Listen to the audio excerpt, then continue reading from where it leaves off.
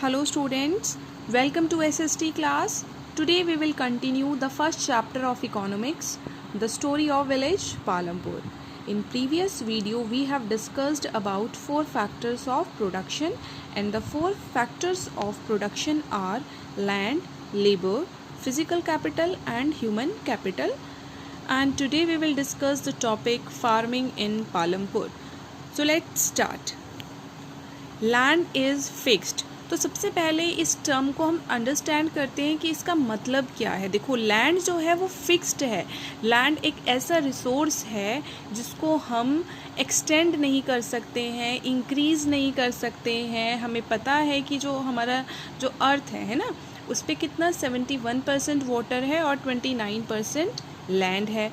तो वो जो 29% जो लैंड है वो फिक्स्ड है, उसको हम इंक्रीज़ नहीं कर सकते। किसी भी ह्यूमन एफर्ट्स को इंक्लूड करके हम इस लैंड को 29% को इंक्रीज़ नहीं कर सकते। इन द सेम वे जो पालमपुर है, पालमपुर के अंदर भी जो लैंड है वो फिक्स्ड है, उसको बढ़ा नहीं सकते हैं हम। ठीक है।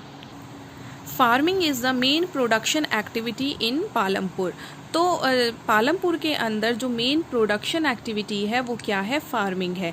75% of the people who are working are dependent on farming for their livelihood.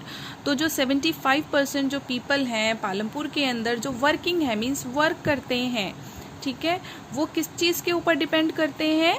अपने लाइवलीहुड के लिए फार्मिंग के ऊपर डिपेंड करते हैं। एंड लाइवलीहुड क्या है? Livelihood means the money earned by the people to fulfil their basic needs. तो पालमपुर के अंदर जो 75% जो वर्किंग पीपल हैं वो अपने लाइवलीहुड के लिए फार्मिंग पे डिपेंड करते हैं। दे कुड बी फार्मर्स और फार्म लेबरर्स। और वो कौन हो सकते हैं? वो या तो खुद फार्मर्स हो सकते हैं या फिर फार्म लेबरर्स हो सकते हैं। अब फार्म लेबरर्स कौन है? मीन्स कुछ फार्मर्स ऐसे हैं जिनके पास अपना खुद का लैंड है, उसमें वो फार्मिंग करते हैं। बट जो फार्म लेबरर्स कौन से हैं कि लैंडलेस लेबर्स, फार्म लेबर्स जिनके पास खुद का कोई लैंड नहीं है, वो किसी दूसरे बड़े जो फार्मर्स होते हैं उनके लैंड में जाके वर्क करते हैं as a daily wage workers. The wellbeing of these people is closely related to production on the farms. तो जो पालमपुर के जो लोग हैं उनकी जो वेलबींग है, वेलबींग मीन्स यहाँ पे जो वहाँ के जो पीपल हैं उनकी जो हैप्पीनेस है, उनकी कंडीशन है कि वो अच्छी, उनकी कंडीशन अच्छी होगी या ख़राब होगी, ये पूरा का पूरा ये किस चीज़ पे डिपेंड कर रहा है? वहाँ पे जो फार्म्स के अंदर जो प्रोडक्शन होगा, अगर प्रोडक्शन जो है फील्ड्स के अंदर अच्छा होगा तो इट इज़ अंडरस्टूड कि जो फार्मर्स हैं उनकी कंडीशन अच्छी होगी। और प्रोडक्शन किसी भी वजह से ख़राब हो जाता है तो उनकी कंडीशन कैसी होगी? ख़राब होगी। ठीक है। तो इस बात का यही मतलब है, the wellbeing of these people is closely related to production on the farms. But remember that there is a basic constraint in raising farm production. लेकिन एक देखने वाली बात यह है कि यहाँ जो फार्म प्रोडक्शन है उसको हम इतनी ईज़िली इंक्रीज़ नहीं कर सकते। उसको इंक्रीज़ करने में एक रेस्ट्रिक्शन है, एक रुकावट है। वो रुकावट क्या है देखते हैं। Land area under cultivation is practically fixed. Means हम जो फार्म प्रोडक्शन है उसको तो इंक्रीज़ करना चाहते हैं, लेकिन पालमपुर के अंदर जो लैंड अवेलेबल है वो फिक्स है। मैंने अभी जैसे ये टॉपिक स्टार्ट किया था जब भी आपको बताया था कि लैंड एक ऐसा रिसोर्स है जिसको हम इंक्रीज़ नहीं कर सकते हैं।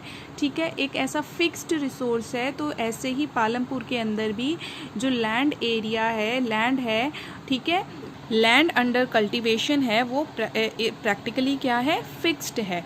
Since 1960 in Palampur there has been no expansion in land area.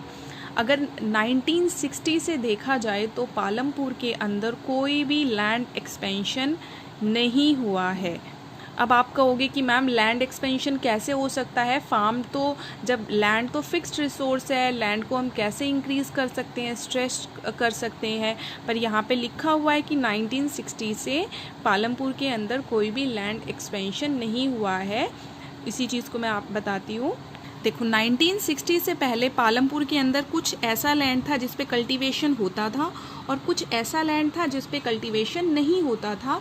तो उस लैंड को क्या नाम दे दिया था? Waste land. तो क्रॉप प्रोडक्शन को, फार्म प्रोडक्शन को इंक्रीज करने के लिए क्या किया गया? वेस्ट लैंड्स को कल्टीवेबल लैंड में चेंज कर दिया। समझ में आया आपको कि किस तरीके से लैंड का एक्सपेंशन हुआ? लैंड तो फिक्स ही है, लेकिन कुछ एरिया ऐसा था जो एज अ वेस्ट लैंड वहाँ पे था और उसको कल्टीवेबल लैंड में चेंज कर दिया। अब पालमपुर के अंदर कोई स्कोप ही नहीं, फर्दर कोई स्कोप ही नहीं बचता है कि किसी भी लैंड को कल्टीवेबल लैंड में चेंज कर सकते हैं। ठीक है, आपको ये बात समझ में आई?